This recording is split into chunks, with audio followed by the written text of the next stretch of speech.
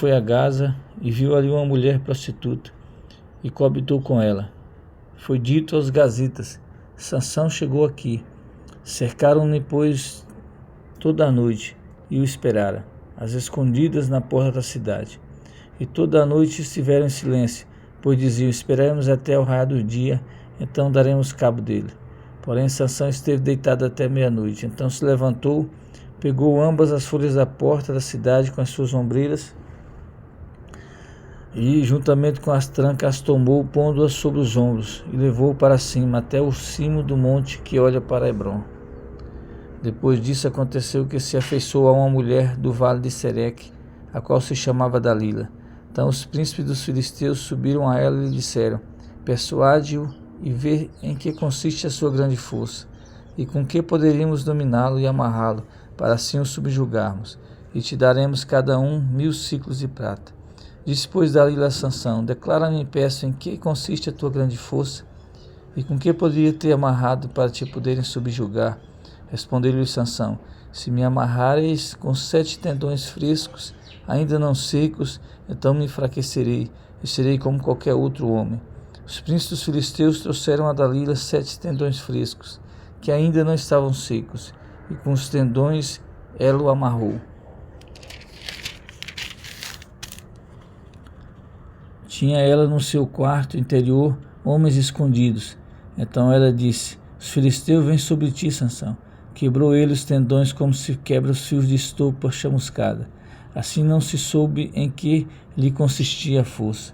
Disse Dalila a Sansão: és que zombaste de mim e me disseste mentiras. Ora, declara-me agora com que pé poderia ser amarrado. E ele lhe disse: se me amarreis bens com cordas novas, que se não tenha feito obra nenhuma, então me enfraquecerei, serei como qualquer outro homem.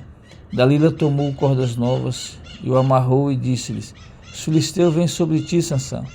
Tinha ela no seu quarto inferior homens escondidos.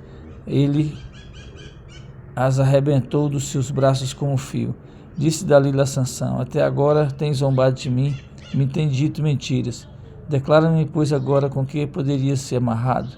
E ele respondeu: se teceres as 7 tranças da minha cabeça com a ardidura de teia, se afirmares com pinho de tear, então enfraquecerei e serei como qualquer outro homem. Enquanto ele dormia, tomou ela as 7 tranças e as teceu com a urdidura da teia, e as fixou com um pino de tear, e disse-lhes: os filisteus vêm sobre ti, Sansão. Então despertou do seu sono, arrancou o pino e a urdidura da teia.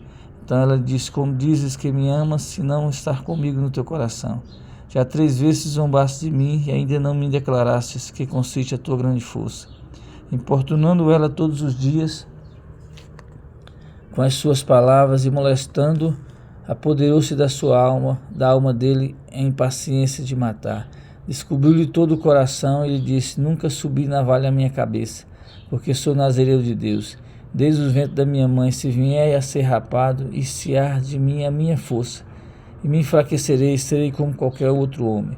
Vendo, pois, Dalila que já lhe descobrira todo o coração, mandou chamar os príncipes dos filisteus, dizendo: subi mais essa vez, porque agora me descobri ele de todo o coração. Então os príncipes dos filisteus subiram a ter com ela e trouxeram com ele o dinheiro. Então Dalila fez subir Sansão nos joelhos dela, tendo chamado um homem, mandou rapar-lhe as 7 tranças da cabeça. Passou ela a subjugá-lo, e retirou-se dele a sua força. E disse ela: os filisteus vêm como sobre ti, Sansão.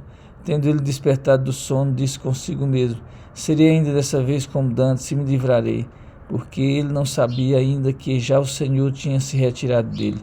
Então os filisteus pegaram nele e lhe vazaram os olhos, e fizeram descer a Gaza, amarraram-o com 2 cadeias de bronze, e viraram-o no cárcere. E o cabelo da sua cabeça, logo após ser rapado, começou a crescer de novo. Então os príncipes dos filisteus se ajuntaram para oferecer grande sacrifício a Deus, ao seu Deus Dagom, e para se alegrarem, e diziam: nosso Deus nos entregou nas mãos a Sansão, nosso inimigo.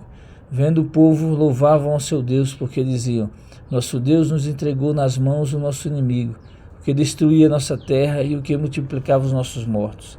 Alegrando-se o coração, disseram: mandai vir Sansão para que nos divirta. trouxeram Sansão do cárcere, o qual os divertia.